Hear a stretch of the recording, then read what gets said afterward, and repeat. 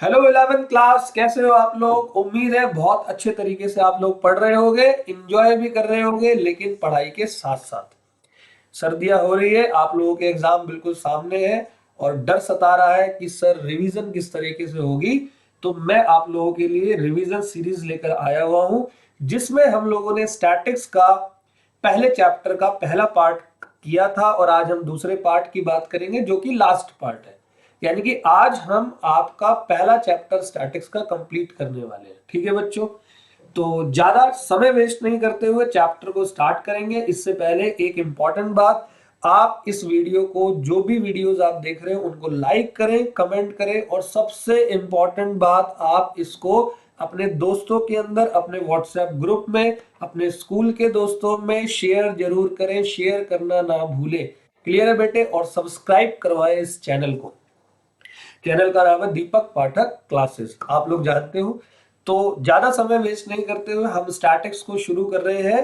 पहले मैंने आपको सिंगुलर तक करवाया था, आज प्लूरल की बात नहीं, शायद प्लूरल हमने कर लिया था, सिंगुलर से हम करेंगे स्टैटिक्स। उससे पहले मैं फास्ट फॉरवर्ड रिवीजन जो करवाया था उसकी रिवीजन करवा देता हूं।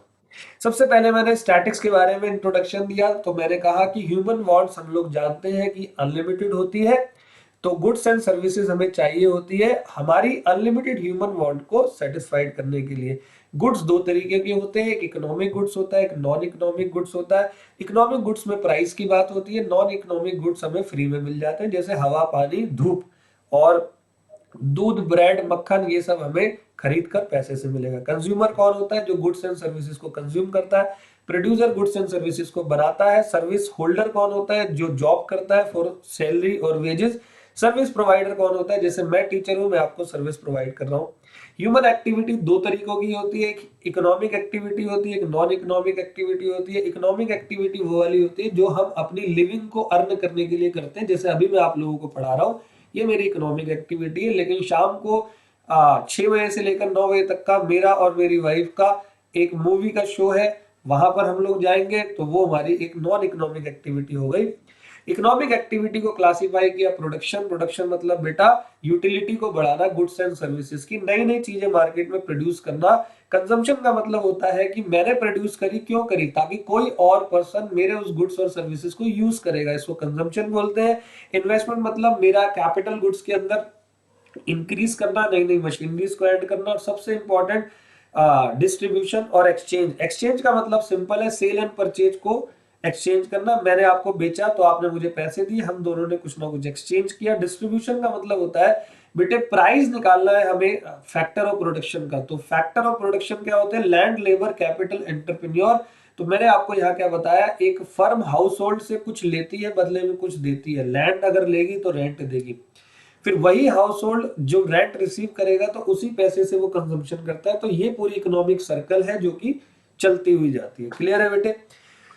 या मैंने नॉन इकोनॉमिक एक्टिविटी बताया जिसका कोई इकोनॉमिक एस्पेक्ट नहीं होता, जैसे चैरिटी, डोनेशन, हॉबीज के काम। आप पार्टियों में जा रहे हो, किसी की शादी में जा रहे हो, किसी की 13वीं में जा रहे हो, तो ये सारी नॉन इकोनॉमिक एक्टिविटी है।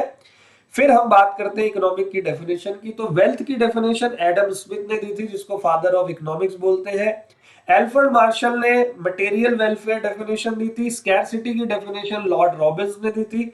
तो स्कैरसिटी क्या होती है? स्कैरसिटी मतलब कि सर यहां पर स्कैर मतलब होता है limited resources. Human what unlimited है, रिसोर्सेज लिमिटेड है, और उन रिसोर्सेज का हम लोग ऑल्टरनेटिव यूज करते हैं। क्लियर है बेटे? जैसे लैंड मैंने आपको बताया था, रहने के लिए भी है, हॉस्पिटल बनते हैं लैंड पे, एजुकेशनल इंस्टीट्यूशंस बनते हैं, शमशान घाट भी होता है लैंड के ऊपर। तो क्लियर है? होटल्स होते हैं, रेस्टोरेंट होते हैं, तो सबके ऑल्टरनेटिव यूज है। फिर हमने बात करी एक लास्ट डेफिनेशन ग्रोथ की, जो कि मार्शल और रॉबिन्स दोनों को जोड़ता है। Marshall welfare, Robbins scarcity. तो फिर पॉल ए सैमुअलसन ने ग्रोथ डेफिनेशन दी, जिसमें उसने मार्शल और रॉबिन्स दोनों की बातों को ऐड कर दिया। इकोनॉमिक्स का नेचर क्या था बेटा? इकोनॉमिक्स एज साइंस भी थी, इकोनॉमिक एज आर्ट भी थी। फिर हमने माइक्रो और मैक्रो इकोनॉमिक्स की बात करी। माइक्रो मतलब हम इंडिविजुअल की बात करते हैं, और मैक्रो मतलब पूरी कंट्री की बात करते हैं, एग्रीगेट की बात करते हैं। एक इंडिविजुअल अपने घर को चलाने के लिए डिमांड और सप्लाई के टूल को देखता है कि भाई कितनी मार्केट में, मान लो कि सप्लाई ज्यादा है किसी प्रोडक्ट की, तो उसको वो सामान सस्ता पड़ेगा। और किसी प्रोडक्ट की डिमांड ज्यादा है तो उसको सामान वो महंगा पड़ेगा, तो ऐसी सिचुएशन में वो प्राइस थ्योरी खेलता है। और मैक्रो इकोनॉमिक्स में इनकम एंड एम्प्लॉयमेंट थ्योरी है, जो आप 12th क्लास में पढ़ेंगे, एडीएनएएस, एग्रीगेट डिमांड और एग्रीगेट सप्लाई। फिर हमने स्टैटिक्स को शुरू किया। मैंने कहा स्टैटिक्स क्या होता है, तो बेटे स्टैटिक्स एक सिस्टमैटिक ट्रीटमेंट है क्वांटिटेटिव एक्सप्रेशन का। मतलब कि मैंने बताया कि भारत की पॉपुलेशन कितनी है, बिहार में कितनी जनसंख्या है, दिल्ली में कितनी जनसंख्या है, कितने प्रतिशत लोग एजुकेशन में है, कितने प्रतिशत लोग बीमार है, तो ये सारी जो डेटा है उसको स्टैटिक्स बोलते हैं। अगर मैं अपनी सिंगल बात करूं, अकेले दीपक पाठक की इनकम क्या है, इसको स्टैटिक्स नहीं बोलते। तो स्टैटिक्स को डिफाइन किया है दो सेंस में, एक प्लूरल और एक सिंगुलर सेंस में। प्लूरल क्या कहता है, प्लूरल में बताते हैं कि statistics refers to information in terms of number और न्यूमेरिकल डेटा, जैसे कि population statistics, employment statistics, statistic concerning public expenditure, ये सब हमने पढ़ा था। तो मैंने बताया कि न्यूमेरिकल इंफॉर्मेशन स्टैटिक्स नहीं है, लेकिन स्टैटिक्स में न्यूमेरिकल इंफॉर्मेशन होता है, बट सारी न्यूमेरिकल इंफॉर्मेशन स्टैटिक्स नहीं होती। तो मैंने यहाँ बताया प्रवीण को 5,000 रुपए पर मंथ पॉकेट अलाउंस मिल रहे हैं, यहाँ कोई स्टैटिक्स नहीं लगेगा। लेकिन अगर 10 लोग हैं, प्रवीण, सोनू, मोनू, चारू, सुनील, मुनील, तो इन सबके पैसे हम पॉकेट अलाउंस को अगर एवरेज करते हैं तो वो स्टैटिक्स होता है। क्लियर है। तो स्टैटिक्स के बेटे प्लूरल सेंस में फीचर क्या होते हैं, सबसे पहला है, ये इंपॉर्टेंट है, पेपर में आता है 3 मार्क, एग्रीगेट ऑफ फैक्ट। दूसरा है statistics are affected due to market extend by multiplicity of causes. तो मैंने एग्जांपल दिया था, इलेक्ट्रिसिटी बिल आपका ज्यादा भी हो सकता है, इलेक्ट्रिसिटी बिल कम भी हो सकता है, ये डिपेंड करता है मौसम पे, वेदर पे। तो वेदर एक कॉज है। क्लियर है। स्टैटिक्स आपको न्यूमेरिकली एक्सप्रेस करना है, ये एनुमरेट भी होता है, एस्टिमेट भी होता है। एनुमरेट मतलब एक्यूरेट इंफॉर्मेशन भी हो सकती है, और एस्टिमेट मतलब थोड़ा ऊपर नीचे भी चलता है। स्टैटिक सिस्टमैटिक मैनर में करेंगे, और statistic are collected for predetermined purpose. In short it is concluded that all numerical data can not be called statistics, but all statistics data are called numerical data. समझ में आ गया बेटे। तो यहां तक हमने पढ़ाई की थी। अभी मैंने फास्ट फॉरवर्ड आपको रिवाइज करवाया, अब मैं अपनी स्पीड पे वापस आ रहा हूं। अब हम स्टैटिक्स की बात करेंगे सिंगुलर सेंस में। सिंगुलर कह रहा है एज स्टैटिस्टिकल मेथड। तो ये क्या होता है बेटे, कह रहा है कि whenever a large amount of numerical data are collected, there arise a need to organise, present, analyse and interpret them. Statistical method deals with 3 stages. ठीक है। तो यहां पर 3 स्टेजेस की बात करेंगे। पहले मैं आपको ये पूरा का पूरा टॉपिक समझाऊं ये क्या कहता है। तो बेटे मेरे सिंगुलर सेंस में ये बताता है कि जब भी कोई लार्ज डेटा आपके पास आ रहा है, जैसे कि मैंने ये बोला कि दिल्ली, मुंबई, चेन्नई और कोलकाता के अंदर कितने ऐसे लोग हैं जो कि एजुकेटेड हैं, पढ़े लिखे लोग हैं, उनकी कैटेगरी बनाओ। तो मैंने एक टीम तैयार करी। तो आप तो जानते हैं दिल्ली, मुंबई, चेन्नई और कोलकाता बहुत बड़ा है, और उस टीम का ये वाला डेटा निकालना, पहली बार डेटा निकालना स्टैटिक्स होता है, ये तो हमें समझ में आता है। तो दिल्ली, मुंबई, चेन्नई और कोलकाता, इन 4 स्टेट के एजुकेटेड लोगों के डेटा निकालने में ये बहुत बड़ी मशक्कत वाली बात है। तो सारी की सारी टीम जब जाएगी वहां पर डेटा लेने के लिए, तो सबसे पहले वो लोग क्या करेंगे, वो उस डेटा को कलेक्ट करेंगे। क्या करेंगे बेटे, कलेक्ट करेंगे।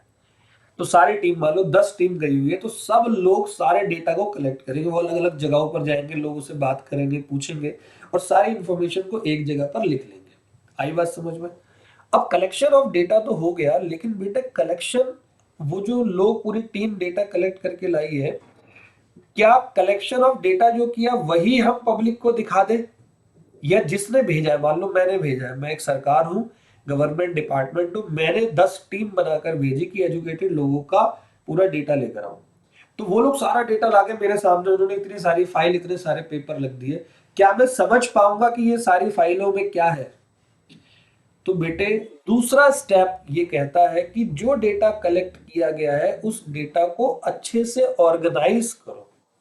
ऑर्गेनाइजेशन, ऑर्गेनाइजेशन मतलब एक सीक्वेंशियल डेटा बनाओ अच्छे तरीके से, कि सर यहाँ पर इतने लोग हैं, इतने परसेंट बूढ़े लोग, जवान लोग और बच्चे लोग, मतलब एक कैटेगरी बनाओ, ऑर्गेनाइज करो अच्छे। जैसे कि आप घर पे जाओ किसी बैचलर के, जिसके घर में माँ बाप नहीं रहते, वो कहीं से गाँव वाँव से पढ़ने यहाँ पर आया, तो उसके घर में आप कभी जाना, आपको सारी चीजें इधर उधर मिलेगी, उल्टी पुल्टी, कहीं कोई चीज सही से नहीं मिलेगी। लेकिन अगर आप किसी ऐसे घर में जाओ जहाँ मम्मी पापा बच्चे सब एक साथ में रहते हो, तो देखना उस घर में हर चीज बहुत अच्छे वे में रखी होगी, ऑर्गेनाइज्ड वे में रखी होगी, साफ सुथरे तरीके से रखी होगी, तो वो घर हमें देखने में कितना अच्छा लगता है। तो ऐसी डेटा डेटा को कलेक्ट करने के साथ साथ स्टेप नंबर 2 कह रहा है, स्टेज 2 ऑर्गेनाइज करना है। क्लियर है बेटे? अब डेटा को ऑर्गेनाइज करना है, तो ऑर्गेनाइज हमने कर दिया, तो बेटे ऑर्गेनाइज करने के बाद तीसरा काम होता है उसी ऑर्गेनाइज किए हुए डेटा को प्रेजेंट करना। अब प्रेजेंट करना है डेटा को। जैसे मैं गवर्नमेंट डिपार्टमेंट हूं, मैंने क्यों एजुकेटेड पीपल के लोगों को, या छोड़ो एजुकेटेड पीपल छोड़ते हैं, काम करते हैं कि अमीर मिडिल क्लास और गरीब लोगों की जो है वो संख्या पता लगाने के लिए मैंने 10 टीम को दिल्ली मुंबई चेन्नई कोलकाता भेजा। तो वो 10 टीम वहां से कलेक्ट करके लाई इंफॉर्मेशन कि इतने अमीर लोग हैं, इतने गरीब लोग हैं और इतने मिडिल क्लास लोग हैं। क्लियर है? लेकिन वो इंफॉर्मेशन अगर ऑर्गेनाइज वे में हमें वो देंगे तो फिर कितना अच्छा लगेगा। तीसरा काम ये कहता है ऑर्गेनाइज होने के बाद उस डेटा को हमें प्रेजेंट करना है। तो डेटा को प्रेजेंट करने के भी अलग अलग तरीके होते हैं, एक तो टैबुलर फॉर्म में, एक डायग्रामिक फॉर्म में। तो डायग्रामिक फॉर्म में देखकर डेटा थोड़ा अच्छा लगता है, टेबुलर फॉर्म में भी अच्छा लगता है देखकर। क्लियर है? प्रेजेंटेशन। अब डेटा जब प्रेजेंट किया गया, तो प्रेजेंट करने के बाद उस डेटा को एनालाइज किया गया। अब तो मेरे सामने पूरा डेटा आ गया, तो चौथा काम क्या है? उसको एनालाइज करना, मतलब कि कितना परसेंट है, गरीबी ज्यादा है भारत में या गरीबी कम है, कुछ इस तरीके से एनालिसिस होती है। और पांचवा कहता है इंटरप्रिटेशन ऑफ डेटा, मतलब लास्ट है कंक्लूजन निकालना, मतलब मैंने जिस क्यों भेजा था इन लोगों को, अमीर गरीब और जो मिडिल क्लास लोग हैं उनके डेटा को निकालने के लिए मैंने इसलिए भेजा ताकि अब मैं एक कंक्लूजन लेकर आ पाऊं कि इतने परसेंट अमीर है, इतने परसेंट गरीब है और इतने परसेंट मिडिल क्लास लोग भारत के अंदर रहते हैं। और फाइनली वो कंक्लूजन अब मैं जनता को सौंपूंगा कि देखो जी, हमारे भारत की जनसंख्या में इतने परसेंट लोग अमीर है, इतने परसेंट गरीब है और इतने परसेंट मिडिल क्लास लोग है। सही है? तो यहां पर हमें क्या करना है बेटे, 5 स्टेज है। तो ऊपर ये जो लिखा है statistical method deals with these है बेटे, दे 3 नहीं है, ये दीज स्टेज है, दीज स्टेजेस। ठीक है? तो देखो यार डेटा है 1000 स्टूडेंट्स का, मार्क्स ये 81 60 65 89 90। तो सबसे पहले क्या है, इस पूरे के पूरे डेटा को कलेक्ट किया होगा, फिर इसको ऑर्गेनाइज वे में करेंगे। ऑर्गेनाइज वे में क्या, 10 से 20 नंबर जितने बच्चे लेकर आए उसको अलग से लिख दो, 20 से 30 अलग से लिख दो, ऐसे इस तरीके से फिर प्रेजेंट करेंगे किसी टेबल फॉर्म में या डायग्रामिक फॉर्म में। और एनालिसिस किए करेंगे कि भाई बहुत ज्यादा बच्चे फेल हुए, बहुत ज्यादा बच्चे पास हुए, और बाद में इंटरप्रिटेट कर देंगे, मतलब कंक्लूजन लेकर आएंगे कि 94.2% रिजल्ट आया। क्लियर है बच्चे? तो अब स्टैटिक्स के फंक्शन की बात करते हैं। तो बेटे स्टैटिक्स का फंक्शन क्या करता है? सबसे पहला स्टैटिक्स का फंक्शन है जो कि सिंप्लीफाई करता है कॉम्प्लेक्स डेटा को। आप खुद सोचो, मैंने एक 10 बंदों की टीम बनाई है, 10 अलग अलग ग्रुप्स बनाए जो पूरे भारत में रहने वाले लोगों का अमीरी गरीबी और मिडिल क्लास चेक कर रहे हैं, या वो ये चेक कर रहे हैं कि भारत में कितने परसेंट लोग जो है वो हेल्दी हैं, कितने परसेंट लोग बीमार है। बीमारी की भी कैटेगरी है कि बहुत हाई लेवल के बीमार है या थोड़ी बहुत बीमारी है। तो ये पता लगाने के लिए टीम को भेजा गया। तो आपको क्या लगता है पूरे भारत के अंदर ये सारे काम जो करना ये बहुत आसान होता है? तो नहीं होता। इस कॉम्प्लेक्स डेटा को स्टैटिक्स क्या करता है, ये सिंप्लीफाई कर देता है। मतलब वो 10 लोगों की टीम जो बहुत सारा डेटा लेके आएगी ना, उन सारे डेटा को अच्छे से कलेक्शन करेंगे, फिर ऑर्गेनाइजेशन करेंगे, फिर प्रेजेंटेशन करेंगे, एनालिसिस करेंगे, इंटरप्रिटेशन करेंगे, तो सारी चीजें आसान हो जाएगी। मतलब कॉम्प्लेक्स डेटा को ये क्या कर देता है, ये आसान कर देता है। दूसरा पॉइंट कहता है statistics present the fact in a definite form. तो स्टैटिक्स डेफिनेट फॉर्म में जो है वो सच्चाई का पता लगा के आपको प्रेजेंट कर देता है। जैसे कि भारत के अंदर जो इन्फ्लेशन है, इन्फ्लेशन मतलब होता है बेटा महंगाई, वो 7%, 7% से बढ़ रही है हर साल ऑन एन एवरेज। इसका मतलब क्या है, 2023 में जो चीज 100 रुपए की थी, 2024 में अब आपको वो चीज 107 रुपए की मिलेगी। क्लियर है? इसको कहते हैं इन्फ्लेशन। तो इन्फ्लेशन का पता लगता कैसे है? तो बेटा इन्फ्लेशन का पता लगता तो इसी से ना, स्टैटिक्स से। तो दूसरा पॉइंट कह रहा है statistics present the fact in a definite form. Example है, if we want to study about inflation in the economy then statistics help in providing the exact figure like inflation is 7% per annum which is in a very definite form.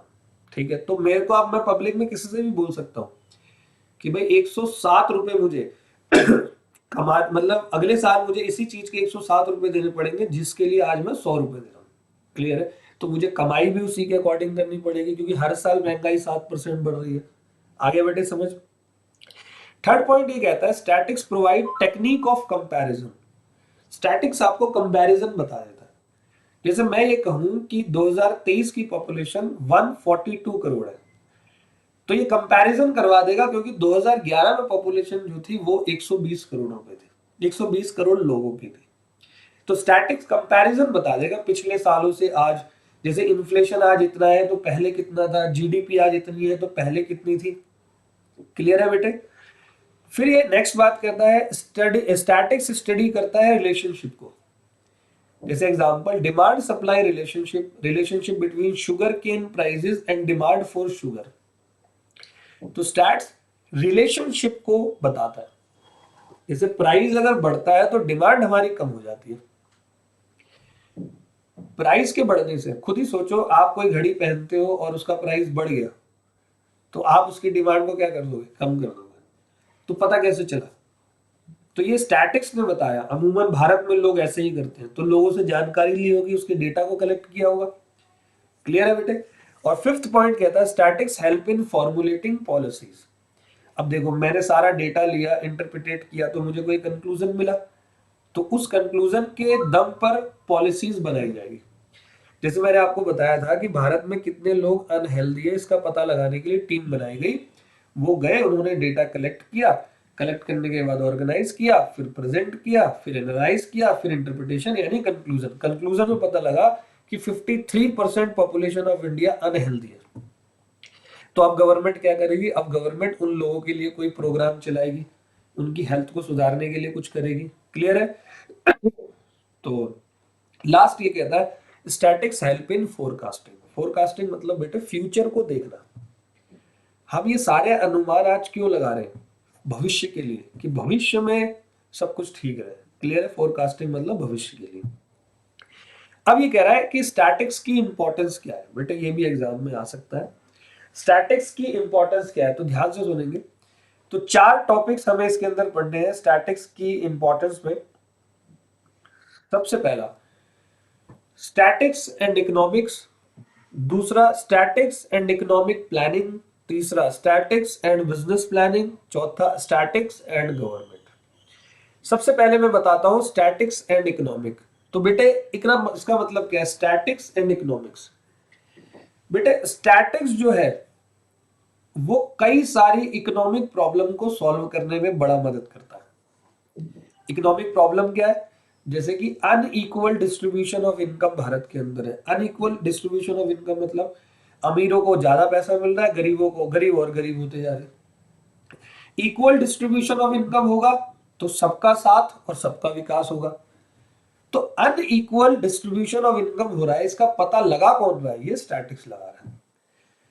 तो poverty, गरीबी से निपटना, wealth से निपटना, ये सारे काम कौन करता है? ये स्टैटिक्स करता है। तो स्टैटिक्स इकोनॉमिक प्रॉब्लम को सॉल्व करने में बड़ी हेल्प करता है। सबसे पहले ये कह रहा है economic laws are evolve with the help of statistical tool. तो जितने भी इकोनॉमिक के कानून हैं वो धीरे धीरे जो इवॉल्व हो रहे हैं वो स्टैटिस्टिक टूल्स की वजह से हो रहे हैं। क्योंकि अगर स्टैटिक्स नहीं होता, पता कैसे चलता भारत में कितने % गरीबी है? और जब गरीबी का ही नहीं पता चल रहा तो फिर गरीबों के लिए काम क्या करेंगे?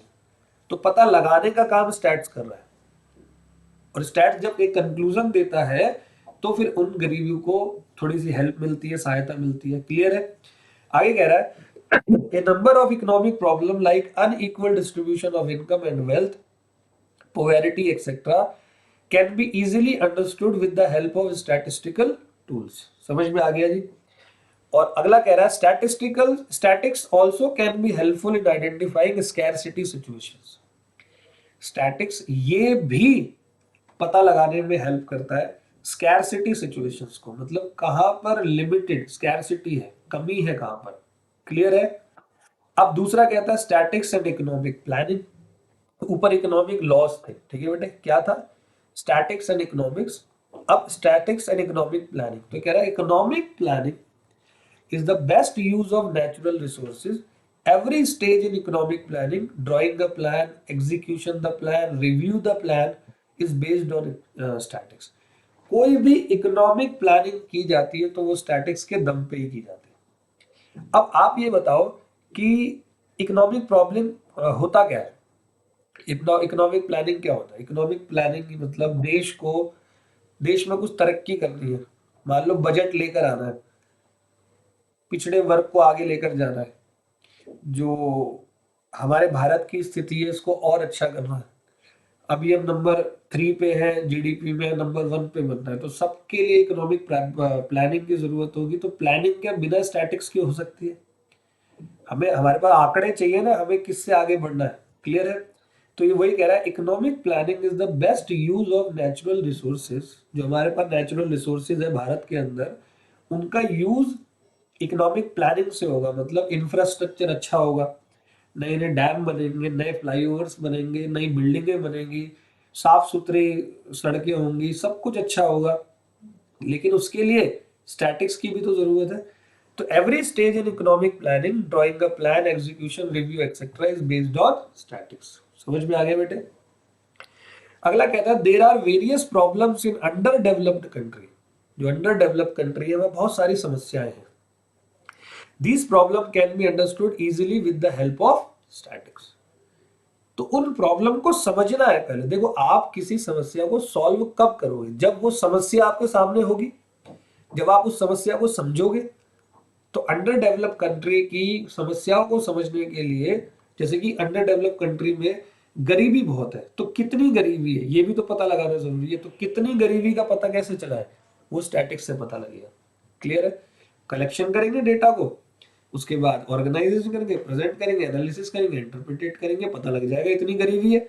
फिर उसके लिए हम लोग इकोनॉमिक प्लानिंग करेंगे। सही है बेटे। देखो यहाँ पर लिखा हुआ है planning without statics is a ship without radar and compass. जैसे शिप चलता है ना पानी का, तो उनको कंपास और रडार की जरूरत पड़ती है, वरना वो शिप कहां से कहां चला जाएगा पता भी नहीं चलेगा, समुद्र में गायब भी हो सकता है। तो ऐसे इकोनॉमिक प्लानिंग अगर कोई करनी है तो स्टैटिक्स तो चाहिए। तीसरा कह रहा है स्टैटिक्स एंड बिजनेस प्लानिंग। ये क्या है, तो बेटा the manufacturer has to estimate demand for his goods. जैसे कि मैं मान लो कैमरा बनाने वाला पर्सन हूं, तो मैं कितने कैमरे बनाऊं ये मुझे कैसे पता चलेगा। मैं मार्केट में जाकर अपनी टीम भेजूंगा जो कि पता लगाएगी कि मार्केट में कैमरे की कितनी डिमांड है। तो वो टीम जो डेटा लेकर आ रही है उसी को तो स्टैटिक्स बोलते हैं। आगे समझ में। तो बिजनेस प्लानिंग में स्टैटिक्स का बहुत बड़ा रोल है। This is done by market research for which various statistical tools are use. All well. फिर दूसरा कह रहा है insurance companies function on the basis of estimation of mortality rates, that is life expectation, and on the basis they calculate premium. जितनी भी insurance company है, insurance company कहती है कि हम आप अपना लाइफ इंश्योरेंस हमसे कराओ, आप अगर मर जाओगे तो हम आपको इतना पैसा देंगे, आपकी फैमिली को। तो इंश्योरेंस कंपनी कैसे अनुमान लगाती है, मान लो वो कल ही मर गया तो गए 1 करोड़ रुपए कंपनी के। तो कंपनी पहले मार्केट में रिसर्च करती है, देखती है कि भारत में ऑन एन एवरेज पढ़े लिखे लोग जो है वो कितने साल तक जीते हैं, उसके हिसाब से जो है वो प्रीमियम पर मंथ का जो इंश्योरेंस प्रीमियम होता है वो तय करती है इंश्योरेंस कंपनी, और वो कस्टमर से लेती है। तो ये सब पता लगाने के लिए स्टैटिक्स की जरूरत पड़ेगी। तीसरा कह रहा है other public utility bodies like road transport corporations, railways etcetera also use statistical tools for their efficient working. Train, railway, बस, एरोप्लेन, ये सब स्टैट्स का यूज करते हैं अच्छे तरीके से काम करने के लिए। जैसे कि त्योहारों के टाइम पर ज्यादा रेल चलाई जाती है, क्यों? क्योंकि आंकड़े ये कह रहे हैं पिछले कई सालों के कि त्योहारों के टाइम पर लोग अपने अपने घरों में या दूसरी जगहों पर जाते हैं। तो वो स्टैट्स था उनके पास, तभी तो उन्होंने ट्रेनें चलाई, वरना तो उनकी ट्रेनों के छतों पर लोग बैठ के जाते। आगे बात समझ। और फोर्थ पॉइंट ये कहता है स्टैटिक्स एंड गवर्नमेंट। कह रहा before formulating policy government must consider certain statics like taxes, wealth, employment etcetera. भाई कोई भी पॉलिसी गवर्नमेंट बनाएगी, मान लो सरकार आज कह रही है हम टैक्स बढ़ा रहे हैं, तो टैक्स वो क्यों बढ़ाएंगे? उनके पास कोई आंकड़ा, कोई डेटा होगा, उसके बेस पर तो टैक्स बढ़ाएंगे। मान लो कि भारत में गरीबी और बढ़ गई और सरकार ने टैक्स भी बढ़ा दिया, तो नहीं, पहले गवर्नमेंट चेक करेगी कि टैक्स हम कब बढ़ाएं। तो वो डेटा मंगाएंगे, अगर अमीरी यानी कि इनकम लोगों की बढ़ रही है तो यहां से वो टैक्स बढ़ा देंगे। तो इनकम को बढ़ाने वाला डेटा मंगवाया होगा, तो वो डेटा भी यहाँ हेल्प करता है। फिर ये कहता है statistical techniques are used to analyse problems of a country and also help in analyse the impact of particular government policy. जैसे कि डीमोनेटाइजेशन हुआ था, तो उससे भारत की सरकार पर क्या इफेक्ट पड़ा, गवर्नमेंट की पॉलिसीज पे क्या इफेक्ट पड़ा, तो ये सब पता भी स्टैट से ही चला था। आगे बात समझ। फिर ये बात करता है बेटे मेरे, आपका लास्ट टॉपिक स्टैटिक्स की लिमिटेशन क्या, आपके एग्जाम में 3 या 4 नंबर का आ सकता है। तो क्या कमियां है स्टैटिक्स में? हर चीज की कुछ पॉजिटिव बात होती है, कुछ नेगेटिव बात होती है। तो स्टैटिक्स की लिमिटेशंस क्या है? लिमिटेशन सबसे पहली बात मैंने स्टैटिक्स की शुरुआत में ही कही थी, वो एक क्वांटिटेटिव डेटा को बताता है जहां न्यूमेरिकल टर्म्स है। तो पहली लिमिटेशन कह रहा है कि it does not study the qualitative aspect of a problem. ये क्वालिटेटिव एस्पेक्ट को नहीं बताता। जैसे ऑनेस्टी, मैं 26% ऑनेस्ट हूं, ऐसा किसी ने कभी नहीं बोला। मैं 78% इंटेलिजेंट हूं, ऐसा किसी ने कुछ नहीं बोला, क्योंकि ये एक हमारी क्वालिटी, और क्वालिटी पे कभी भी स्टैट्स नहीं होता। दूसरी बात, it does not study individual, ये भी मैंने ऊपर बताया था कि इंडिविजुअल को ये स्टडी नहीं करता। जैसे राहुल की इनकम 10,000 पर मंथ है, इसे कोई फर्क नहीं पड़ता। Statistical result lack mathematical accuracy and are only true for an average. अच्छा, स्टैट्स जो है वो 100% आंसर नहीं देता, एक एवरेज देता है। जैसे कि मान लो मिस्टर ए की इनकम 80,000 है, मिस्टर बी की 90,000 है, मिस्टर सी की 1,00,000 रुपए इनकम है। तो असल में देखा जाए तो ए की 80 है, बी की 90 है, सी की 1,00,000 है, तो सी ज्यादा कमा रहा है। लेकिन स्टैट्स एवरेज बताता है, तो एवरेज क्या करेगा, 1,00,000 प्लस 90,000 प्लस 80,000 डिवाइड बाई 3, तो कुछ हो गए 2,80,000 डिवाइड बाई 3। तो एवरेज इनकम जो आएगी वही स्टैटिक्स है। तो ये 100% करेक्ट तो नहीं है। क्लियर है? फिर ये कहता है expertise is required to proper use of statistics. Statistics का यूज कोई आम आदमी ऐसे नहीं करता, वहां अच्छे बड़े एक्सपर्ट्स की जरूरत पड़ती है। इसीलिए तो आपको इस 11th क्लास से स्टैट्स चालू करवाई, पहली या सेकंड क्लास से नहीं करवाई। और आगे जैसे ही आप जाएंगे आपके कोर्सेज में स्टैटिक्स की वैल्यू और बढ़ती जाएगी जैसे जैसे आपकी क्लासेस बढ़ती जाएंगी। और लास्ट ये कह रहा है statistical data should be homogeneous. तो जैसे कि मैंने बोला कि भारत की जनसंख्या के बारे में स्टैट्स लेकर आओ, तो सिर्फ जनसंख्या को देखेंगे। मैंने बोला पढ़े लिखे लोगों को जाओ, तो पढ़े लिखे को देखेंगे। मैंने कहा हेल्दी अनहेल्दी, तो उनको देखेंगे। मतलब सारा डेटा होमोजीनियस होना चाहिए, तभी स्टैटिक्स हो सकता है एक जैसा। हिट्रोजीनियस नहीं होना चाहिए। हिट्रोजीनियस मतलब चावल का प्रोडक्शन किलोग्राम में होता है, मिल्क का प्रोडक्शन लीटर्स में होता है, तो ये दोनों अलग अलग पहलू हो गए। तो इन दोनों के बीच में स्टैटिक्स नहीं हो सकता। क्लियर है बेटे? तो ये हमारा चैप्टर नंबर 1 स्टैटिक्स का कंप्लीट हुआ। उम्मीद है कि मैं आपको ये चैप्टर अच्छे तरीके से बता पाया। आपको क्या करना है बेटे, दोबारा से लाइक शेयर एंड कमेंट करते रहना है, और आपके पास वीडियोस धीरे धीरे आती रहेंगी। क्लियर है बेटे? कमेंट करना है। अच्छा, thank you so much, bye bye.